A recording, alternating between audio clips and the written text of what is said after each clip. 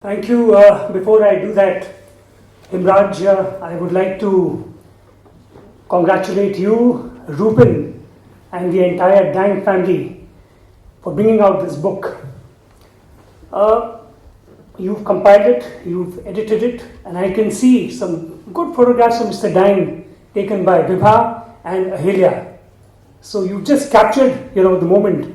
And when I last met him, of course, in Uttarkashi, before I left the Nehru Institute of Mountaineering, he was very much that boisterous self on the banks of Bhagirathi river with a pipe in his hand. He had that old jacket of his, which he was wearing in the 60s, and he was carrying that aluminium, that framed rucksack.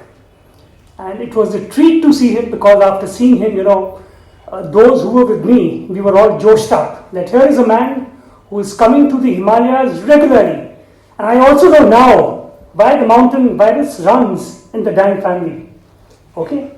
Because the Dang family, they were there for the years that I spent in Uttarkashi, in about 9 years in my 2 tenures. They were there very, very often. The whole family would come together and they would all go and do their respective treks. A family truly which loved the mountains from every aspect that you can look at. So now I know Himraj and Rupin, and of course the next generation of the Dangs, and why you keep frequenting. Before I come back to your questions, let me also just say very briefly about this book. That, I've read a lot of books, I've studied a lot on Everest and a whole lot of mountains. They talk about the climbs, routes, history, chronicled, etc., etc. But very few books actually touch the crux as to why we climb. Why are we there in the mountains for the first place? Why are we there? What is it that the mountains bring to us? What is it that we can expect from them? And I think Mr. Dang has covered it beautifully. And like Mr. B.P. Singh said, that the younger generation, for them it's a must read to see the philosophy behind it and how mountains can actually take you and elevate you, So it's a great environment and absolutely I don't think there's any other better landform in the mountains. Of course, we all have our own takes on this. Coming on to the question of unclimbing the mountain. So when I read this chapter, and I was quite amazed that generally everyone talks of climbing the mountains, and Mr. Dang says unclimb the mountains. Now, how do you unclimb the mountain? It's a very challenging subject, A mountain which is climbed, which has been recorded in history, and people have gone over and over it again. So how do you unclimb a mountain? And why should you unclimb a mountain? His logic is very clear and very straightforward and straight from the heart. In fact, in this book, he's recounted an incident, where he's talking to one of the ex-boys at the Doon School in Dehradun. And he tells Mr. Dang that, look, Mr. Dang, sir, you have done everything that your generation wanted. You've climbed the mountain, you've explored the hills, you've gone down the rivers, you've gone down the forest. But what have you left for us? What do I tell my children who are more into watching, Bollywood and the internet and the fun games, etc.? He says, you've left nothing for them. And perhaps as a good schoolmaster and a man who understands probably the generation of children like no one else, he probably wrote this piece, Unclimbing the Mountains, and perhaps it is time for us to unclimb these mountains. Now, how do you do that? He's been very simple and straightforward. He says that to unclimb the mountains, you need to firstly lessen the footprint. How do you do that? You actually talk less about them. You kind of mutate the achievements which have been accomplished, not in the physical sense, but in a sense that when you present it to the new generation, it is as if these are unclimbed. The forests, the rivers, today because of the commercialization, people are moving everywhere. So it is a big challenge to unclimb these mountains so that the younger generation can climb these mountains again, afresh. It's a fantastic, a piece which he's given us to think about. So what does one do? You have to remove the footprints, not physically, but again, mentally. Talk less about the bygone achievements. conserve, get the environment back, get the forest back, get the animals, the flora, fauna back, and present it to a new generation so they too in their respective lives, the children, their children and their children can at least say that, look, the golden age of mountaineering went back in the 19th century in Europe. In the 20th century, it went back in the Himalayas. But still, for you, it is there. It is there for you to experience, learn firsthand and climb. So it's a very, very, challenging proposition. He also mentions this word called undelete.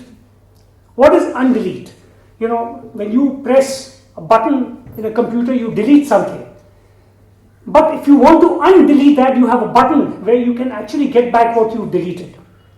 But how is this to be done in the mountains? And he says beautifully that we have to, the steps that we have taken to get them to this level, we have to take back.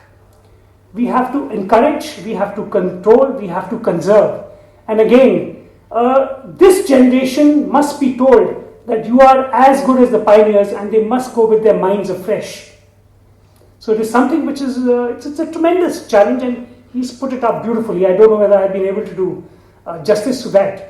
So the best thing that we can do is, as far as we are concerned, that when we climb these mountains, rather than just talk about the achievements and recording an ascent or a climb through a difficult phase, we need to just play it a little down. Play it a little down. Record it, but then don't tom-tom it too much. So it is a thought, it is a way ahead, and we have no option, because if these young girls and their children and their grandchildren are to see the Himalaya in all its pristine glory, well, this just has to be done. Otherwise, I am afraid they will have really no place to go, because every valley, every river, every forest would actually be climbed by that time. So I hope that answers your question. You've done more justice to this thought than I could have. Thank you for thinking this through in great detail. Just finish yes, of course. The last bit of the question. It's a tough call to actually take that which is the most favorite area of the Himalayas. Very difficult. As a soldier, I've served in Arunachal, climbed Sikkim, climbed Uttarakhand. It's been my home for 9 years. Spent all my life in Kashmir, climbed in Himachal. Very tough call, but we are fortunate to have the Himalaya. So you can't say that which part of the Himalaya is the best. Every mountain, every valley has its own charm. But certainly the grandeur of the Garhwal Himalaya, to my mind, is something, spectacular. It's enigmatic, and it is something which for a person like me, it attracts, it has a tremendous amount of attraction. But having said that, I am fortunate that I have also climbed in the Karakorums. I have served on the Siachen Glacier. I have climbed there, done about good 5 expeditions in the Indian side, and some of the highest mountains there. The Karakorums are actually unmatched, because the mustags that we have in India and Pakistan, we have just 3 with us and 4 are with Pakistan actually, POK. So the Karakoram, again, it's a grand range. It may not have the length and the dimensions of the Himalaya, but again, it's a fascinating range, and again, the mountains there are to be seen, to be believed. So it's a tough call, but I would say that Uttarakhand, of course, catches my eye, and similarly, the Karakorams are truly fascinating, truly fascinating. Yes, Mr. Singh. And Dhruv, would you consider joining us now also? Go ahead, please go ahead. Mentioned the Karakoram. Hari and I used to discuss this. I come from the northwest frontier and I was schooled in Kashmir.